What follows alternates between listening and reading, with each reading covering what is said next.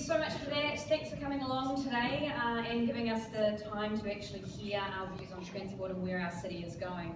I always like to start with what is the context? So how have we got where we've got to? And if you look around the world, cities are emerging as the growth engines of the world, and that's what we're seeing in Auckland. You know, we are growing at an incredibly fast rate.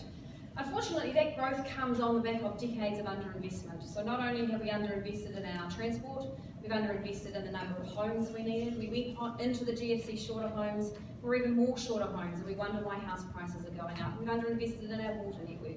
So we go into a growth phase on the back of decades of underinvestment, and that's what the Mayor and the Council will need to catch up on, is how do we deal with that.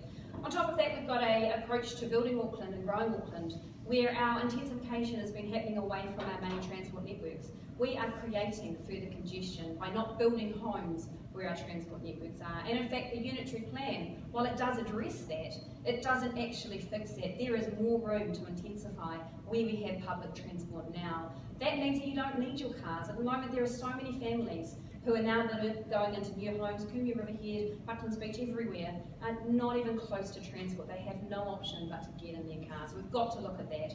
The fourth one we've got to look at is basically that we are a nation of small businesses. We're not New York, we're not Sydney, we're not Singapore. We are small businesses. 95% in New Zealand are small businesses. And so that means by nature we are dispersed in terms of our employment right across Auckland. And that is therefore incredibly challenging to get a transport network that takes us where we need to go when we are spread in so many areas across Auckland. So that for me is part of the context of what actually we need to solve. So how do you go about solving that from a transport perspective? Well, first we need to invest more in it. And what does that mean? That means we need to be much more clever with the amount of money we've got, the $60 billion we have already in the 10-year plan. And we've got to invest more of that, our money, into transport. We've got to open up new sources of funding, and I'll talk a bit about that. But first of all, we've actually got, in parts across Auckland, a really good public transport network. We just need to get more people on it. There's 5,500 car parks at the park and rides across Auckland for Auckland to use this network. It's not enough, and so people, if you're not there by 6:45, if you're lucky, you have no choice but to keep driving. Our feeder services into our transport networks are not good enough. We can do more in terms of ferry services, and do you know what? We can do more in terms of safety on our public transport network. So you get more people on it in terms of particularly females and ethnic groups. So that's number one. We've got to make what we have more accessible and more usable. Number two is we are spending $8 billion on transport and roading over the decade. And there is a lot of programs going on there, and that is fantastic.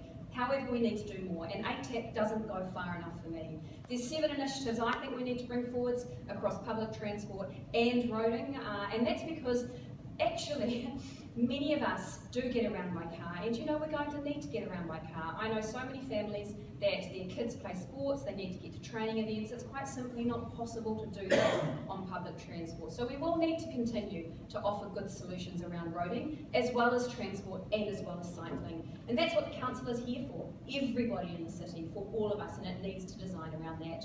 The third is though, when I looked at the 30-year plan for Auckland, and this is part of why I stood, it's not a view of the future. You think about 30 years ago and what technology and how we lived our lives 30 years ago.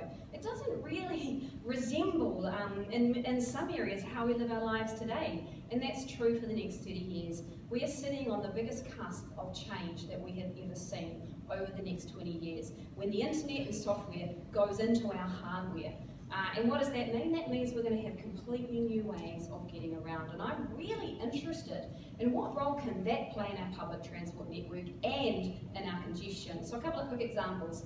By using things like car sharing, carpooling, remote working, we can get thousands and thousands and tens of thousands of cars actually off the road every day. So where is the council's focus on that? Because do you know what? That doesn't actually cost money. That's using other people's money. So I'm really up for that.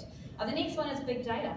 How do we actually put sensors around our city and understand, well, where are people going? Where is it congested? Where can we have more variable lanes instead of these fixed models that are locking people out?